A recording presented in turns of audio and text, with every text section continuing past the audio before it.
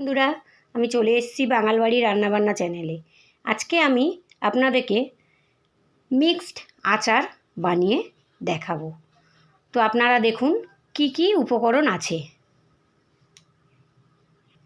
এখানে আছে আদা কুচি, রসুন, পেঁয়াজ কুচি, টমেটো কুচি, ধনিয়া পাতা কুচি, আছে শুকনো লঙ্কা, কাঁচা লঙ্কা, আর আছে একটা লেবু।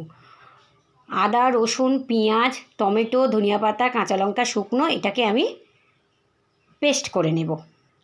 আচারে ফোড়ন দেওয়ার জন্য আছে 1 কোয়া রসুন, 2 পিস শুকনো লঙ্কা আর কালো সর্ষে। এখানে আছে সরিষার তেল, লবণ, হলুদ। তো দেখুন কিভাবে আমি বানাই। তো দেখুন বন্ধুরা, প্রথমে আমি টমেটোগুলো দিয়ে দেব পেঁয়াজ কুচি, দেব রসুন, দিয়ে দেব আদা, দিয়ে দেব শুকনো লঙ্কা, কাঁচা লঙ্কা, দিয়ে দেব ধনিয়া পাতা। এবারে আমি এটাকে মিক্স করে নেব। মিক্সিং বোলের মধ্যে সব দিয়ে দিয়েছি, পেস্ট করব। তো বন্ধুরা দেখুন, কড়া বসিয়ে দিয়েছি, দিয়ে দেব সরিষার তেল।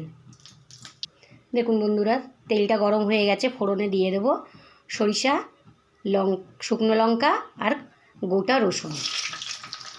দেখুন বন্ধুরা, যে পেস্ট বানিয়েছিলাম সেই পেস্ট দিয়ে দেব তেলের মধ্যে। এবারে একটু ভেজে নেব।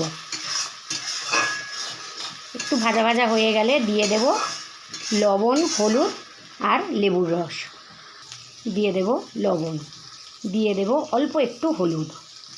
আবারও আমি একটু ভালো করে ভেজে নেব। এবারে দিয়ে দেব লেবুর রস, দিয়ে দিলাম লেবুর রস। লেবুর রস দেওয়া হয়ে গেছে। এবারে আমি চাটনিটাকে আর একটু শুকনো করে নামিয়ে নেব। দেখুন বন্ধুরা, রেডি হয়ে গেছে। এবারে আমি নামিয়ে নেব। তো দেখুন বন্ধুরা, এইভাবে আমি চাটনিটাকে বানিয়ে নিলাম। তো আপনারা এইভাবে বাড়িতে এই চাটনিটা বানিয়ে রুটি, গরম ভাত দিয়ে খেয়ে দেখুন, খুব ভালো লাগবে। আর যাদের সর্দি কাশি হয়েছে, তাদের মুখের রুচি চলে গেছে, তো এই রকমভাবে এই চাটনিটা বানিয়ে তাদেরকে খাওয়ান, দেখবেন রুচি ফিরে আসবে। ছোটোবেলায় আমাদের মা ঠাকুমারা এইভাবে মুখের রুচি ফিরিয়ে দেওয়ার জন্য এই রকম চাটনিটা বানিয়ে খাওয়াতো আমাদের। তো আপনাদের যদি ভালো লাগে, আপনারা লাইক, কমেন্ট, শেয়ার, সাবস্ক্রাইব করে দেবেন। শুভ দুপুর।